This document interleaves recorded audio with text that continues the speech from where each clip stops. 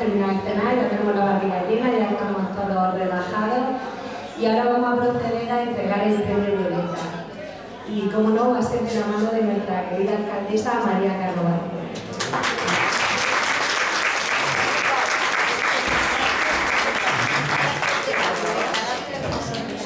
Muy buenas noches a todas.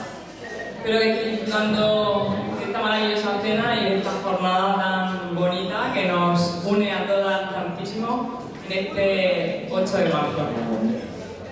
Quería aprovechar antes de iniciar esta entrega, una entrega muy especial de este premio Violeta, para poner en valor la importancia de este tipo de reconocimiento. Lo hablábamos durante la cena y qué bonito es que tu trayectoria personal y profesional se ponga en valor en este caso por parte de los vecinos de Alhama, pero especialmente que lo tengan tan en consideración tantísimas mujeres que hoy además esta noche nos habéis querido acompañar, que de alguna forma refuerza, ¿no?, la importancia de este premio y el querer poner en valor a la persona que hoy lo recibe. Y os digo todo esto porque esta unión que hay aquí esta noche, esta sororidad, como se dice, esta ayuda entre nosotras, es fundamental para que las cosas realmente cambien y cambien para todas, siempre a mejor. Así que muchísimas gracias por querer acompañarnos esta noche porque consideramos que es un momento muy importante. Así que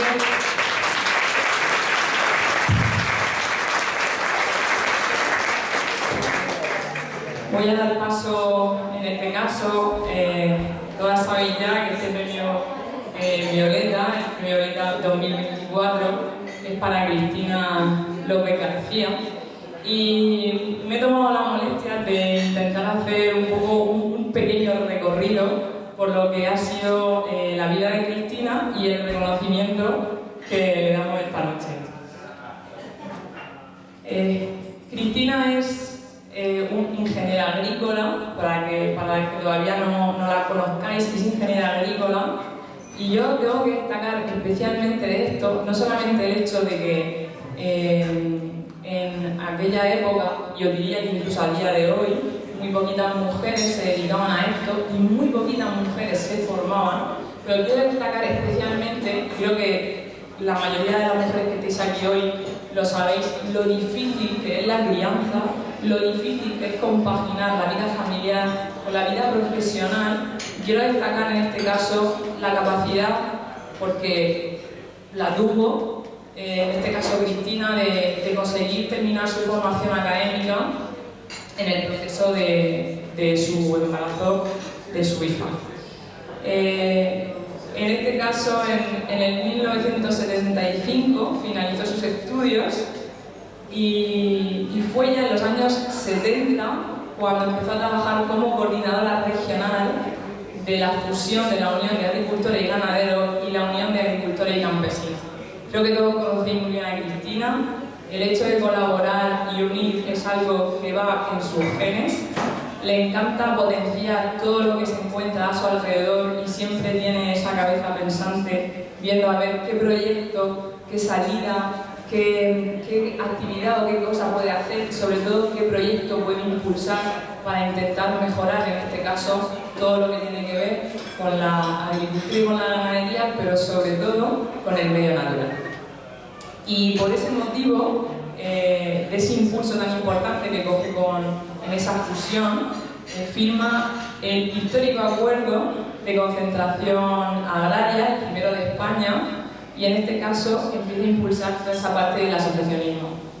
Y de ahí le viene ese impulso de seguir potenciando los proyectos y lidera el proyecto LIDER, en este caso en la Vega Media, centrado en el desarrollo integral de los municipios agrarios, promoviendo el turismo rural. Y yo creo que aquí, en este caso, es donde yo personalmente, y me permitís que lo haga ya a nivel personal, coincido o empiezo a conocer directamente a Cristina. Y en este caso, después de su jubilación, que ha recibido muchos reconocimientos y muchos premios, a su trayectoria profesional, pues continúa colaborando activamente en este tejido de asociacionismo y es el que sigue haciendo y desarrollando a día de hoy, no solamente en el que a día de hoy está desarrollando en GEVA, sino en lo que digo, ¿no? El impulso que ella ha querido continuar y seguir y siempre pone su conocimiento, algo importantísimo, al servicio de todo el que se lo pide. Creo que Cristina ha tenido un largo recorrido profesional espectacular. Creo que es un ejemplo de compromiso y dedicación al desarrollo rural. Y creo sinceramente que no podríamos tener un reconocimiento más bonito para una persona tan especial. Así que enhorabuena, Cristina. Muchísimas gracias. Ahora sí, un aplauso para ella.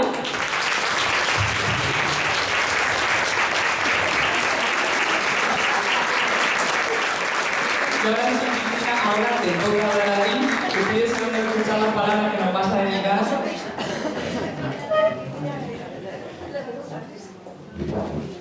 Pero antes te voy a hacer entrega del pequeño reconocimiento.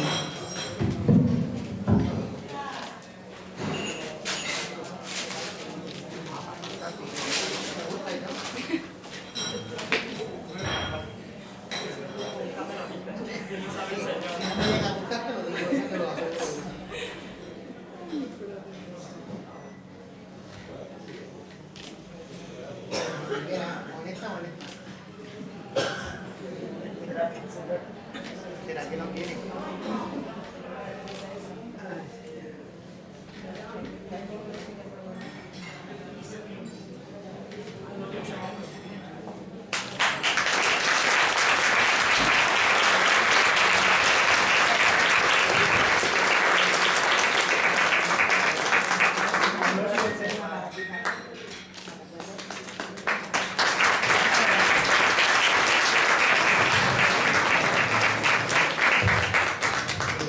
Buenas noches. Algunas me conocéis, otras no, pero es lo mismo. Yo quiero nada más que decir dos cosas. Bueno, cuando yo cojo el micro, no sé cuándo voy a acabar. Eso también tenéis que tenerlo en cuenta. Voy a tratar de ser breve, pero tratarlo nada más, ¿eh? Yo quería decir dos cosas. Lo primero, agradecer a las personas que me propusieron para este premio y a las que votaron mi nombre, me votaron a mí, y a todas vosotras por estar aquí esta noche y acompañarme. A mí estas cosas, aunque os parezca que no, me dan mucha vergüenza, y me quedo muy cortada con todas estas películas. Bueno, y luego la segunda cosa que yo quería aprovechar, como de mí ya se ha hablado, y la alcaldesa ha hablado, y la otra, y el otro, y todo el mundo ha hablado, y el periódico ha dicho, pues en vez de hablar de mí, yo esta noche me gustaría hablar de dos mujeres alameñas. Las dos nacieron en 1901, eran amigas desde pequeñas, fueron las dos mayores de dos familias, y las dos eran tías mías, una hermana de mi padre y otra hermana de mi madre. Para situarla os diré que voy a utilizar el callejero de Alhama. Una era mi tía Águeda, que era la hermana de mi padre, que era sobrina de Constantino López Méndez. Era grande, alta, como buena cuca que era, muy grande, pero era muy buena persona, muy callada, muy amable, no hablaba por no molestar. Y mi otra tía era la hermana de mi madre, era hija del general García Díaz, otra calle del pueblo, y esa era, no llegaba a unos 55. Hay gente aquí que la ha conocido y sabe que es así. Incluso aquí hay alguna amiga mía de cuando jugábamos de pequeñas que las conoció a las dos. Y esa era todo lo contrario. Esa los tenía bien puestos, mandaba todo lo que podía y más. Yo siempre he dicho que ella mandaba más que su padre, que era el general. Y tenía mucho genio. Las dos fueron solteras y sin compromiso toda su vida.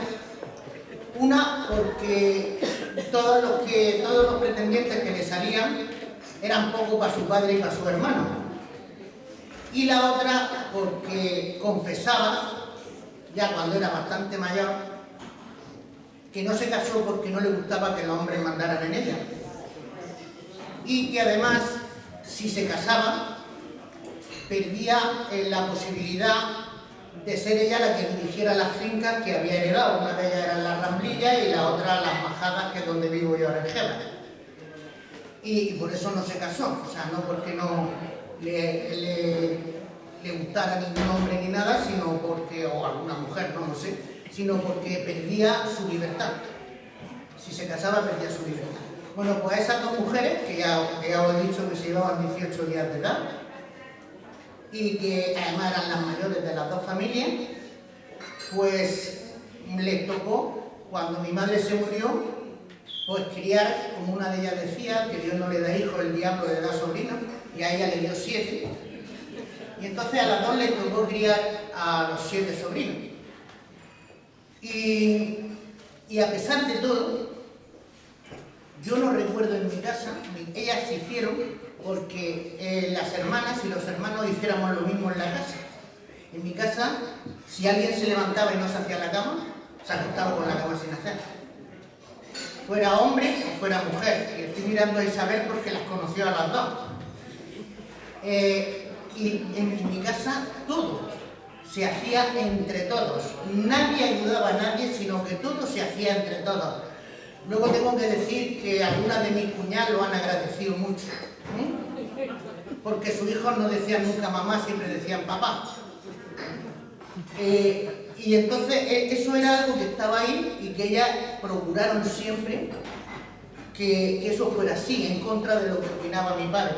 Pero las dos juntas, que además como amigas de pequeñas se llevaron bien todo el tiempo, las dos juntas consiguieron hacer una fuerza junto con mi hermana y conmigo y hacer que todo el mundo en la casa hiciera lo mismo.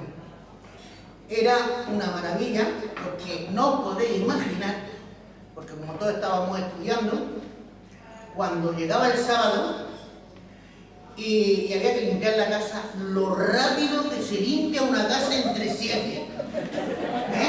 Eso era maravilloso. En una hora habíamos liquidado por la casa y estaba todo reluciente. Cada uno le tocaba una cosa. A mi hermano el pequeño, que era el más pequeño, aparte de los cocotazos, le tocaba siempre el polvo, que no nos gustaba a nadie, por ejemplo. Y eso lo hacíamos todos los fines de semana.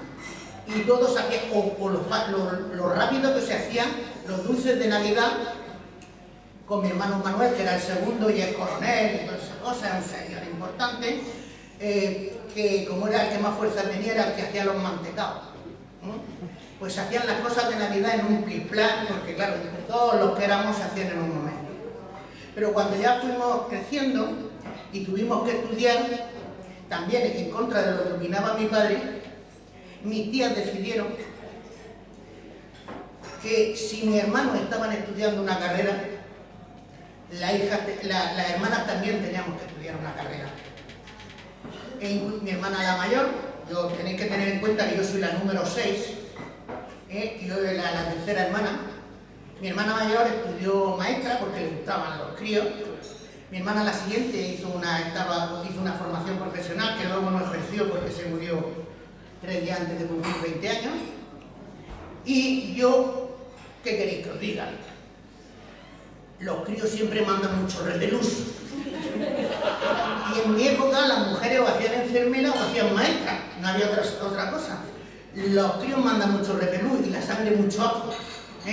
Con lo cual pues yo quería estudiar otra cosa y cuando yo dije que quería estudiar ingeniero, pues allí se montó la de Dios Cristo, mi padre que nada, que tal. Pues bueno, pues se pusieron enfrente de él y yo estudié lo que quise.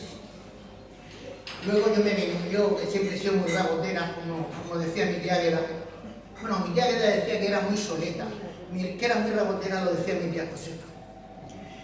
Siempre como soy muy rabotera, luego de vez en cuando venía y me metía con ella. Por ejemplo, me acuerdo un día que llegué de Orihuela, estando estudiando la carrera, porque yo soy de la primera promoción de Orihuela, de ingeniero técnico agrícola, y llegué y le empecé a contar a mis tías que venía de una monta de caballos del ejército. pues una de mis tías se echó a reír y tal y cual, pero mi tía Josefa se puso así, decía, no me lo cuentes, no me lo cuentes, no me lo cuentes. Bueno, pues eso quería contaros esa historia, que parece sencilla pero es muy importante, porque os vuelvo a repetir que nacieron en 1901, ¿no? Y para acabar la historia, cada una vivió como murió.